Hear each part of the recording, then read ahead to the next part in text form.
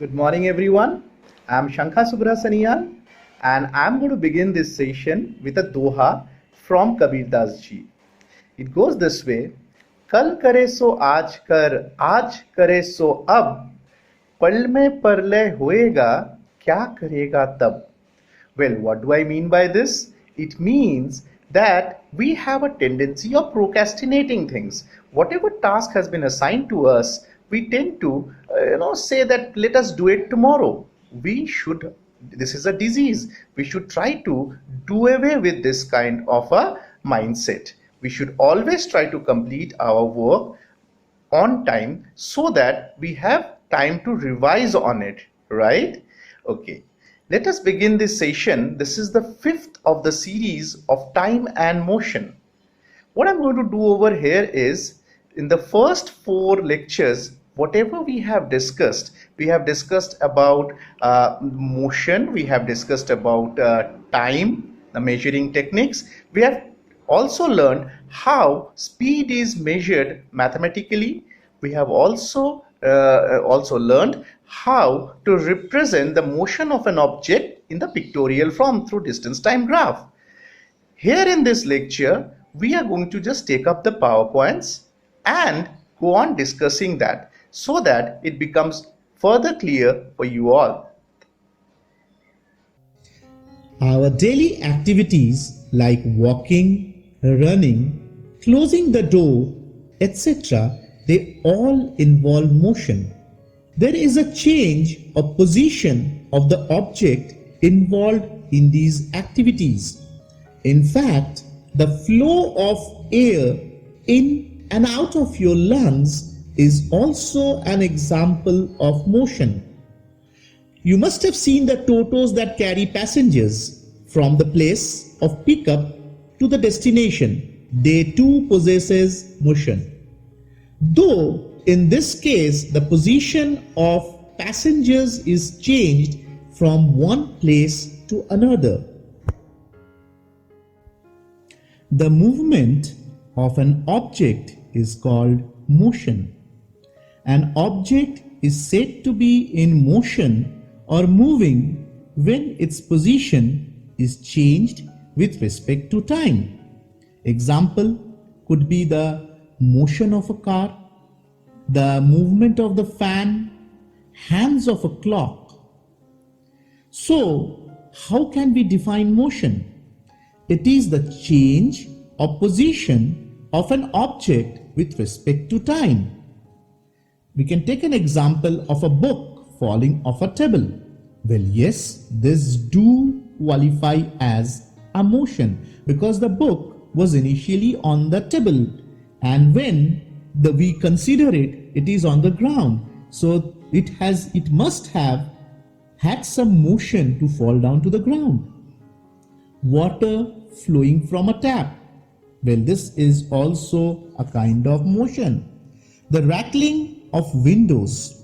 This is also a kind of motion. I hope you guys are aware of the term rattling, right? R-A-T-T-L-I-N-G. They all exhibit motion. In fact, you won't believe even the air that we breathe in exhibits motion. Everything in the universe moves. We live in a universe that is in continual motion. In fact, the fundamental particle of matter, that is the atom, is in constant motion too. You guys are aware of the term atom, A-T-O-M? Well, this word was first coined by a Greek philosopher, Democritus. But around the same time, this idea was actually propounded by an Indian sage called Maharshi Kannad. During the Vedic period, according to him, if a pure substance is broken down into smaller pieces, a stage is reached when no further subdivision is possible. He called this as Param Anu. What is it? Param Anu. That means it is the ultimate particle. Every physical process in the universe is composed of motion of some sort. The motion can either be swift or slow, but motion exists, isn't it? You must have seen the buses, the cycles, or maybe the totos moving on the road. Do they all move with the same speed? No, they do not. So they may be swift or slow. It is important that we give due importance to the study of motion because of its importance in the physical world. There are 4 types of motion: rectilinear motion, circular motion, rotational motion, and periodic motion. The simplest of these all is the rectilinear motion, which is also known as linear motion. Let us see what these are in a one-by-one manner. What is rectilinear motion? Rectilinear, R-E-C-T-I-L-I-N-E-A-R, rectilinear. Well, the motion in a straight line, or when object moves in a straight line path, is known as rectilinear motion. What could be the examples for this? The motion of the school bus when it is moving on a straight road. Yes, since it is moving on a straight road, it's a straight line path, so this will be known as rectilinear motion. Or when the students march past during the sports day. You must have seen this in your school, right? During the sports day, the 4 houses are there who go for march past. It's a beautiful sight, right, guys? Well, another one which could qualify as a rectilinear motion from your day-to-day activities is when you people leave the school assembly ground. After the assembly, you all move in a straight line. So that is also rectilinear motion. We now come to the circular motion. When an object moves in a circular path, its motion is said to be circular motion. Now, some of you must be thinking, what is this circular path? Well, a round path having the shape of a circle is called a circular path. Is that understood? Okay. So, what are the examples? Earth's movement around the sun. Well, Earth is moving around the sun. You are aware of that? That is the same way the other planets are also moving around the sun.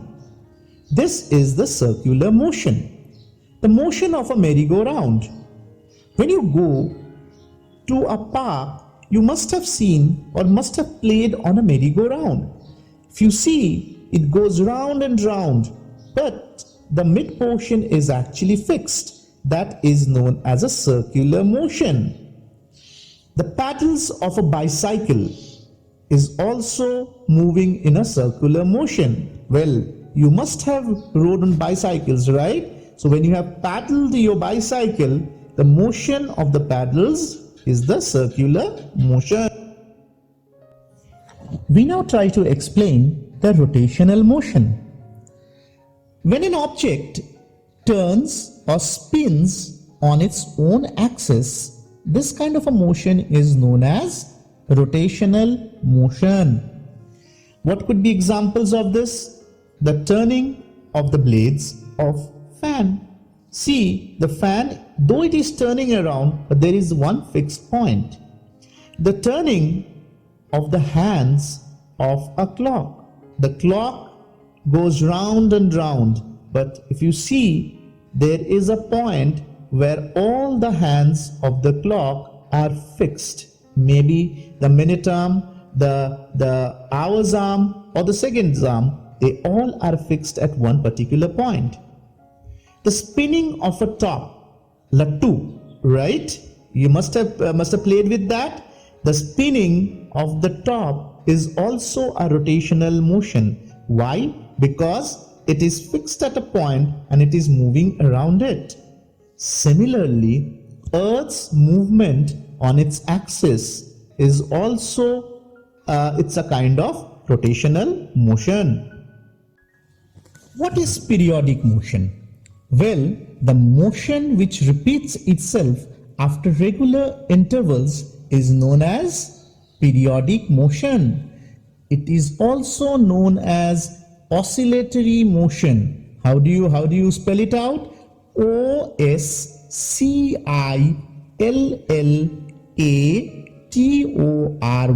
oscillatory motion. What could be the examples of this? Well, the motion of the pendulum. How many of you have seen a pendulum? Well, a pendulum is one which is having a bob, as heavy portion, and then it is attached to a string. This moves to and fro beyond a particular point. This is the motion which we are talking about as a periodic motion or an oscillatory motion. A more simpler example I could cite over here is when we go to a park, we swing in a jhula, right? So that jhula, the swing, its motion is also known as periodic motion. Now think about this. When you go to a park, what you do? You make your friend sit on the jhula and you push that person, right? He or she goes in front, then again comes to the point where they started from and again goes back. This goes on repeating. This is the motion of the swing. So it's a periodic motion. I repeat, it's a periodic motion because it is getting repeated after a regular interval. The motion of hammer on an electric bell. You must have seen in the school, right? When the classes get over, we get this hammer striking on the electric bell. This motion is also a kind of periodic motion. Well, why do we call it periodic motion? Because this hammer is continuously striking the gong of the electric bell. What is it? G-O-N-G, gong. Another example could be motion of an athlete around a racing track. Well, if that person is going for a 1500 meter kind of a race, why do I say that? See, that person goes round and round and round to the same point. You must have seen during the sports days, right? We have this kind of event. Time is a moment or duration in which things occur. The knowledge of time is essential for carrying on our daily activities. For example, our school starts at a particular time. We use our wristwatch to know the time so that we may reach the school on time. Similarly, we need to know the time to catch a bus or a train for making our journey. We also need to know the time to watch our favorite cartoon show or the IPL match. We measure time by the help of clock and watches. As the knowledge of time is essential for carrying on our daily activities, let us explore how during the ancient times people used to measure time. During the ancient times, the people did not have clocks or watches for measuring time. So in ancient times, people used some natural events which repeated regularly after fixed time intervals to measure time. For example, it was observed that full moon occurs regularly after a fixed time interval, and the sunrise also occurs regularly after fixed time interval.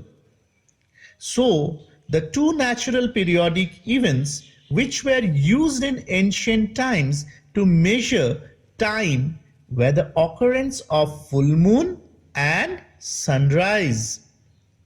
The time from one full moon to the next full moon was called a month, while the time from one sunrise to the next sunrise was called a day. In order to measure time intervals shorter than one day, a number of time measuring devices were invented. Some of the important time measuring devices used in the ancient times were sundial, sand clock, and water clock. The standard unit of measuring time is second. The symbol of second is S. The standard unit of time is also called basic unit of time. So we can also say that the basic unit of time is second. The larger units of time than seconds are minute and hour. The symbol of minute is MIN and the symbol of hour is H. Thus, time is normally measured in the units of hours, minutes, and seconds. A motion which repeats itself at regular intervals of time is called periodic motion. The principle of periodic motion is used for the measurement of time.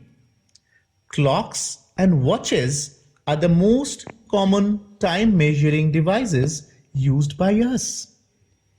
Clocks and watches which are used for measuring time are based on the principle of periodic motion.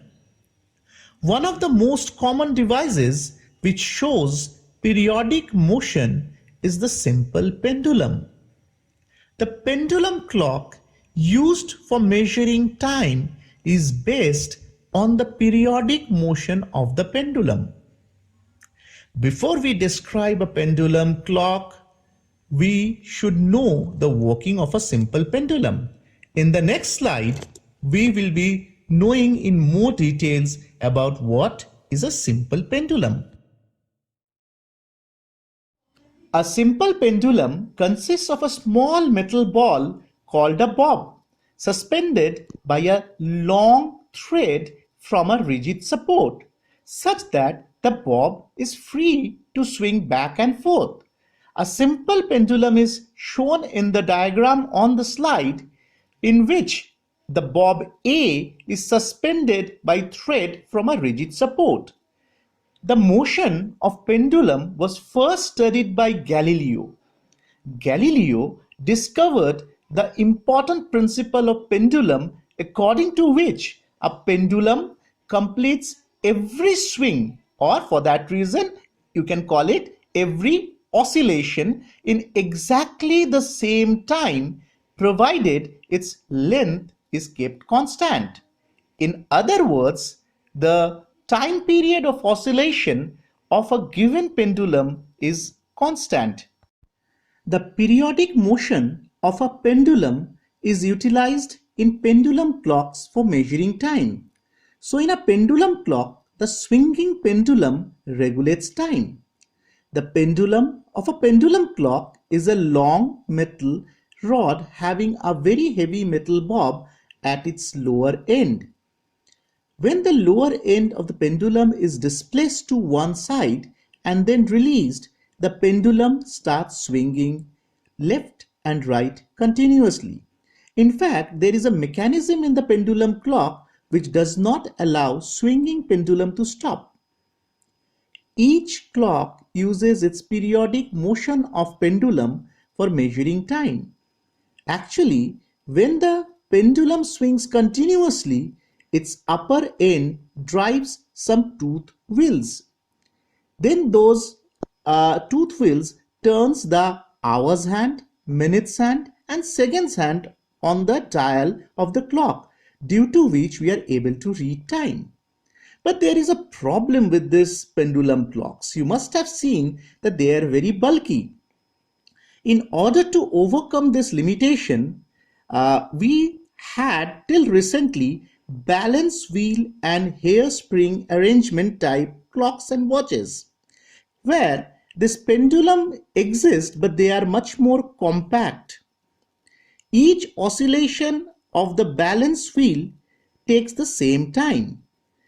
These are called winding clocks and watches. The latest trend in measurement of time is the use of quartz crystals.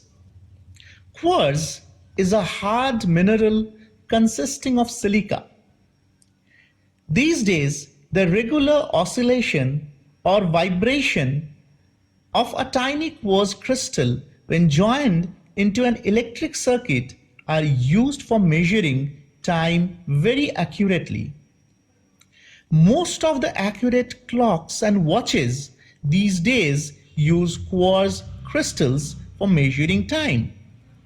The clocks and watches which use quartz crystal for their working are called quartz clock and quartz watches. Quartz, Q-U-A-R-T-Z. They're also called electronic clocks and watches. The time measured by quartz clocks and watches is much more accurate than that measured by clocks and watches which were available earlier. Thus, very accurate measurement of time is now possible by using quartz clocks and watches. The quartz clocks and watches, or electronic clocks and watches as we call it, can be of two types: the non-digital and the digital. The non-digital quartz clocks and watches are just like traditional clocks and watches, having hours, minutes and seconds hand which move on a dial. The digital quartz clocks and watches do not have the traditional hours, minutes and seconds hand. These clocks and watches display time directly in digits. Quartz clocks and watches requires electric cells for their working. The very accurate measurement of time is also done by using atomic clocks, which make use of regular oscillations or vibration of individual atoms for their timekeeping. The smallest time interval that can be measured with commonly available clocks and watches is 1 second. Special clocks and watches are, however, now available which can measure time intervals which are smaller than a second, that too accurately. The clocks and watches used in sports meet can measure time intervals that are 1/10 of a second or 1/100th of a second. There are some clocks which can measure time intervals as small as microsecond or even nanosecond. Clocks which measure such small time intervals are normally used for scientific research. It is a common experience that the motion of some objects is slow, whereas that of other objects is fast. This point will become more clearer when you go through the example that I'm citing. Suppose our school is at a distance of say 4 kilometers from your home. If we go to school by bicycle, it may take around 20 minutes to cover the distance of 4 kilometers and reach school. On the other hand, if we go to school by say bus, the same distance of 4 kilometers can be covered in say 5 minutes. This means that a bicycle takes a longer time, which is 20 minutes as I have said here, to cover the distance of 4 kilometers, whereas a bus takes a much shorter time, which is 5 minutes to cover the same distance of 4 kilometers. We say that a bicycle moves slow, whereas a bus moves fast. In other words, a bus moves faster than a bicycle, right? Even the same object may move slow at one time and fast at other times. For example, the same bus will move slow when the road is congested with a lot of traffic and move fast when the road is free. From this discussion that we just did, we can conclude that an object which takes a longer time to cover a certain distance is called slow, whereas an object which takes a shorter time to cover the same distance is said to be fast. The most convenient way to find out which of the two objects is moving faster is to compare the distances moved by them in a unit time, say in an hour, or maybe in 1 minute, or maybe in 1 second. If a car runs slow, we say that its speed is low. And if a car runs fast, we say that its speed is high. Thus, the speed of an object like a car gives us an idea of how slow or fast that object is moving. How can we define speed then?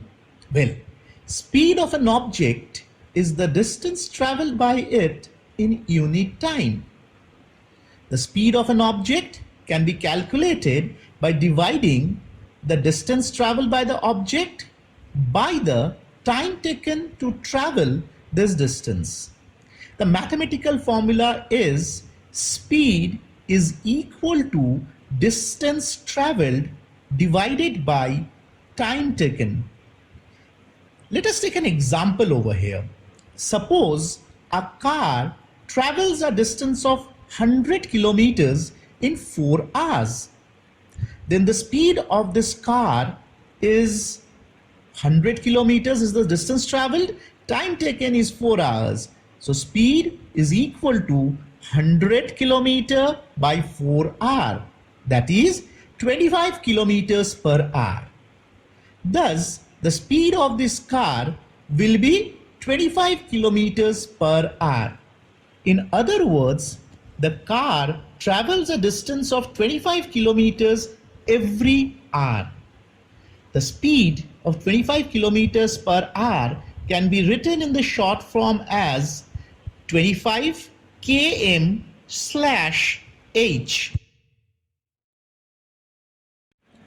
The formula that we have discussed right now, the distance traveled divided by time taken, actually gives us average speed of a car during that moment. To elaborate this, let us take an example. While traveling in a car, or maybe for that reason in a bus, we have noticed that it is very difficult to keep the speed of the car or bus at a constant or uniform value, because at many places the brakes are to be applied to slow down or stop the car due to various reasons. Thus, the speed of an object is usually not constant. I repeat, is usually not constant. And the distance traveled divided by time gives us the average value of speed during that particular time. For example, for a car which travels a distance of 100 kilometers in 4 hours, the average speed is 25 kilometers per hour. Although the average speed of the car is 25 kilometers per hour, it does not mean that for the entire length of the journey, the car has traveled at 25 kilometers per hour. Why? Because when the road was straight, it was flat, it was free, the car may have moved at a speed which is much higher than 25 kilometers per hour. But at turnings, or maybe at congestions, maybe where traffic was more, the speed must have got reduced below 25 kilometers per hour. This way, the speed that we are referring over here by the formula speed is equal to distance traveled by time taken is actually the average speed.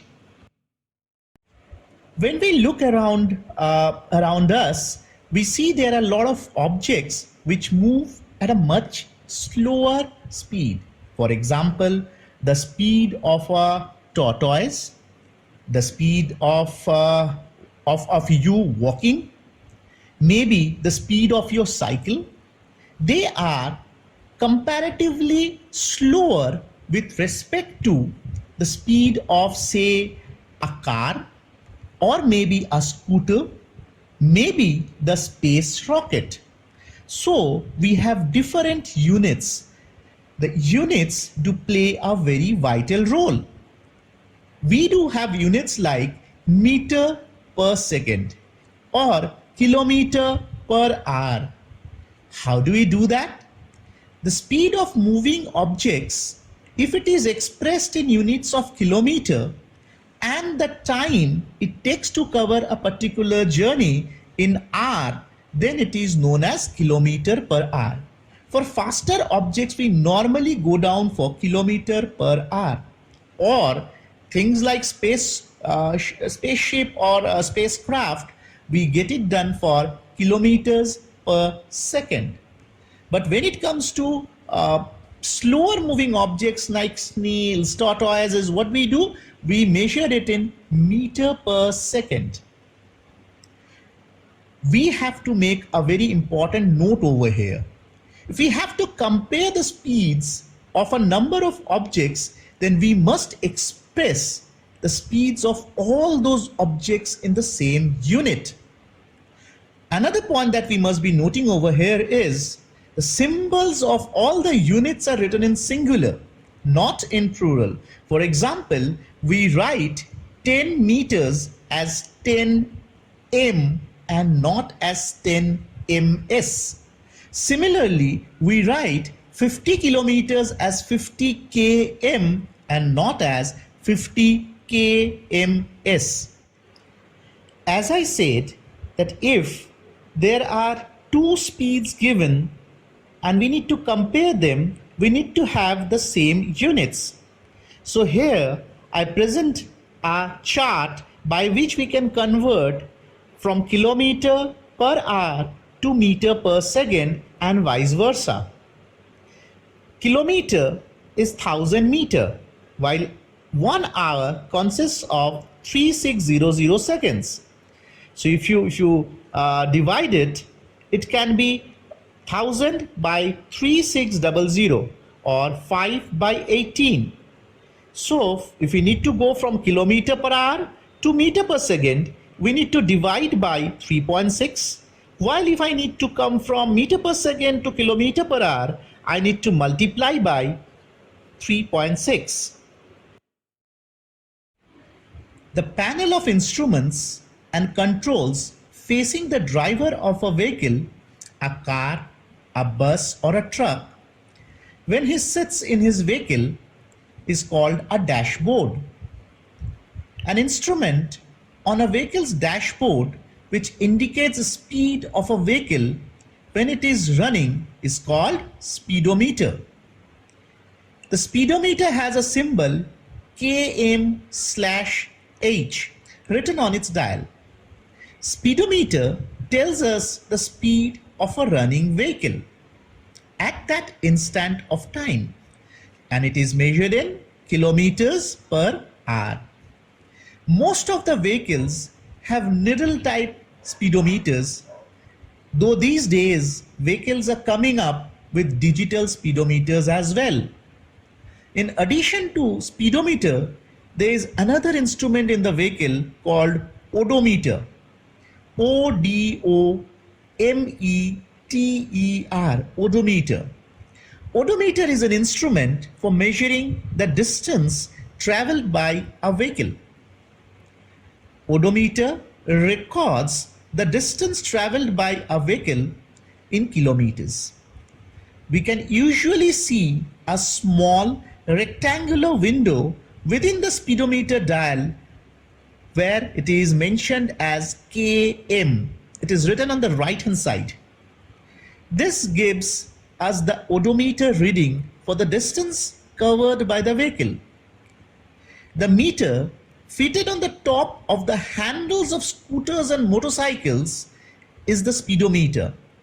It shows the speed of the running scooter or motorcycle. This meter has also an inbuilt odometer for recording the distance covered.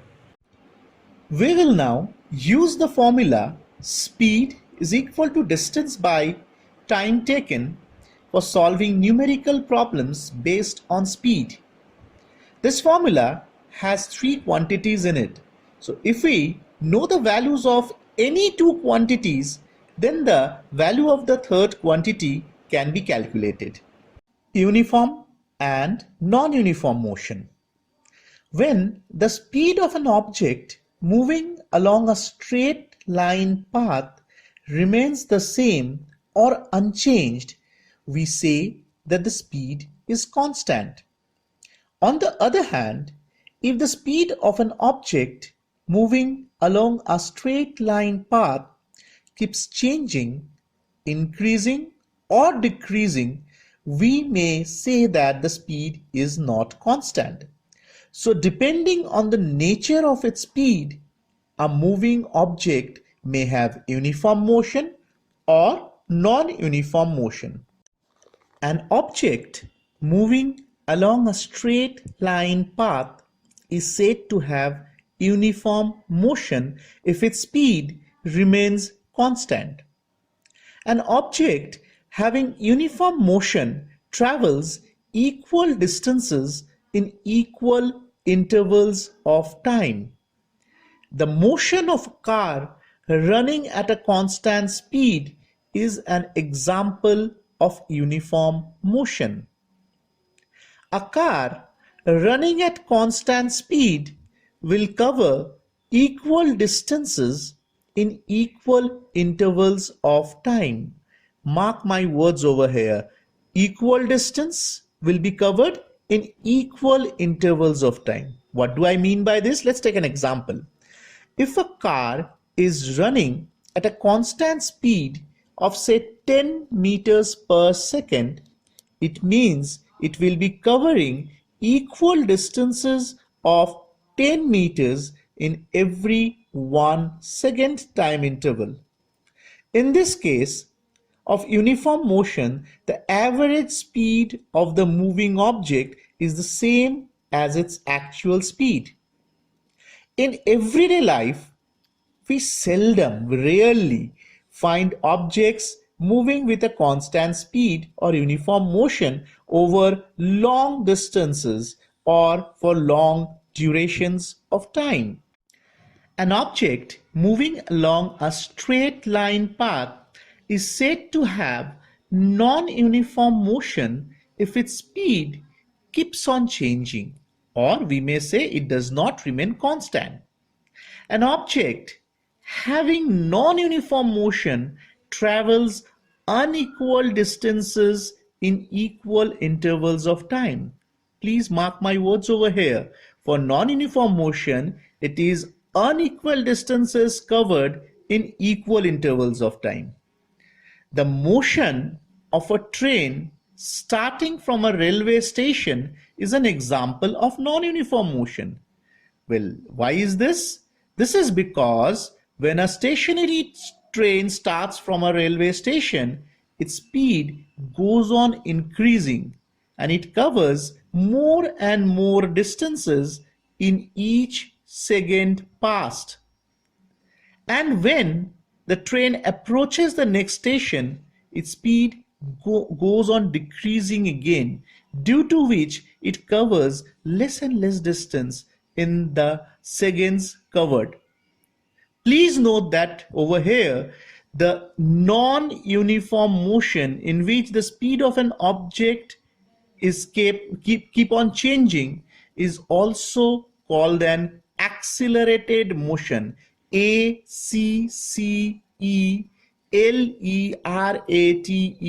accelerated motion. The motion of objects like speed can be represented in diagrammatic form by drawing their distance time graphs. A distance time graph shows how the distance traveled by a moving object changes with respect to time. The slope or slant of a distance time graph indicates the speed of an object. If the slope is less steep, then the object has a low speed, while if the steep is sharp, then it indicates higher speed.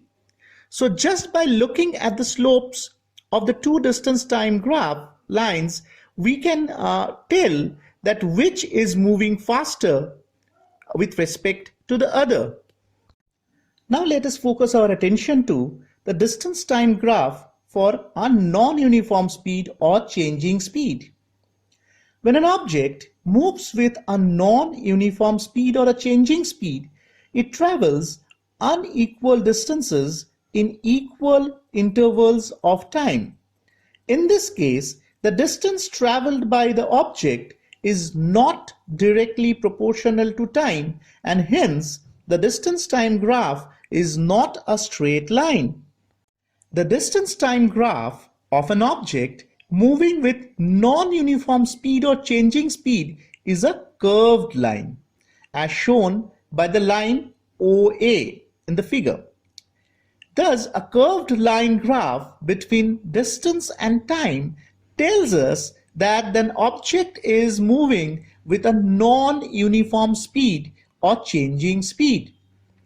The distance time graph is in the form of a curved line, which tells us that the object is moving with a speed which is not constant. Let us now explore how the distance time graph will look like for an object which is stationary or which is not moving. Let's say after traveling a certain distance, when a moving object stops or becomes stationary, then the distance traveled by it does not change with respect to time, and thus it remains same. The distance time graph for an object which stops moving or becomes stationary is a straight line parallel to the time axis or the x-axis. If you refer to the figure on the slide, you can have a clear understanding of this. When an object becomes stationary, its speed is zero. Since it is not moving, of course its speed would be zero. So a straight line graph parallel to the time axis shows that the speed of the object is zero. The distance time graph for a stationary object is a horizontal line, the line which is represented by AB in our slide. Thus, a straight line graph parallel to the time axis or a horizontal line graph tells us that the object has become stationary. It is not moving. The shape of a distance time graph for a car parked on a roadside when it has stopped moving and it is stationary will be a straight line parallel to the time axis. Let us sum up these three types of graphs that we have just studied. The shape of the distance time graph can be having the following interpretation. If it is a straight line, then the object has a uniform motion or a constant speed. While if the line is a curved one, it will be representing non-uniform motion. While if the line is parallel to the time axis, it will represent the body is stationary or not moving. So this brings us to the end of the lecture. As always, after the lecture, what we do is share a fun fact, and today is no different. So what we are going to do today, we are going to know a few facts about our brain. I believe you are aware that your brain is divided into two parts, the left and the right brain. Are you aware what are the functions of the left brain? The routine tasks that you do, right?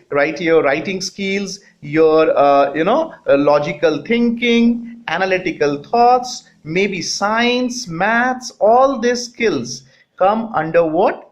They are the functions of the left brain.